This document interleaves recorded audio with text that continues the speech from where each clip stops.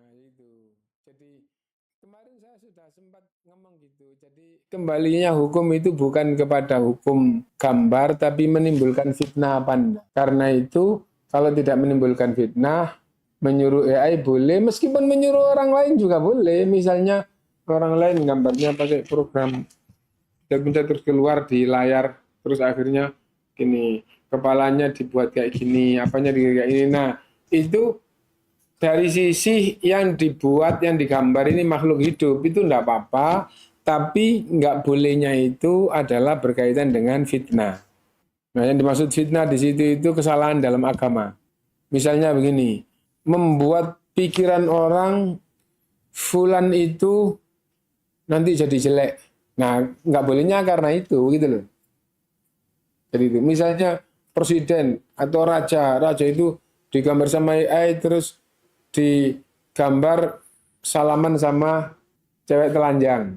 Cewek telanjang itu haramnya karena itu sendiri adalah fitnah. Yang kedua itu fitnah kepada presiden salaman dengan gitu. Meskipun itu hanya editan atau hanya gambar. Jadi hukumnya tidak kepada menyuruh AI membuat gambar makhluk hidup itu boleh apa enggak, tapi hukum asalnya bahwa gambar makhluk hidup di layar kaca itu nggak apa-apa, itu enggak masuk hukum larangan gambar. Nah, karena hukumnya tidak di masalah gambarnya, maka menyuruh AI buat gambar makhluk hidup boleh. Lah tadi di situ dituliskan kalau itu boleh lah berarti menyuruh orang menggambar boleh. Boleh juga, yang penting gambarnya di layar kaca. Kenapa? Karena ngapain kok dia disuruh, kok nggak boleh disuruh? Karena gambar nggak boleh, gambarnya nggak boleh itu gambar yang melukis di atas kertas atau yang dibuat patung. Nah, adapun di layar kaca itu hukumnya bukan hukum gambar tapi hukum fitnah. Nah, pembahasan fitnahnya fitnah agama itu yang penting ada sisi haramnya itu berarti masuk di fitnah tadi itu. Nah, terus tadi kita sempat contohkan contoh, misalnya raja atau presiden digambarkan buat gambarnya presiden atau buat gambarnya raja, buat gambar cewek telanjang, terus salaman. Gambar cewek telanjang itu meskipun yang disuruh AI ya haram, kenapa? Itu sendiri fitnah. Yang fitnah dalam arti itu sendiri haram.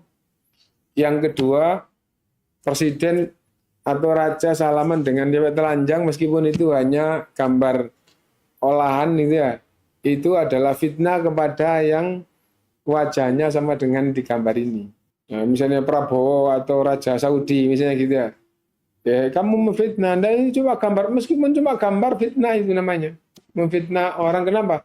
Orang melihat sekilas nggak berpikir itu gambar apa enggak itu, oh ada gambar nggak ngomong Prabowo, ada gambar Prabowo atau ada gambar Raja Saudi salaman dengan cewek telanjang kan fitnah namanya.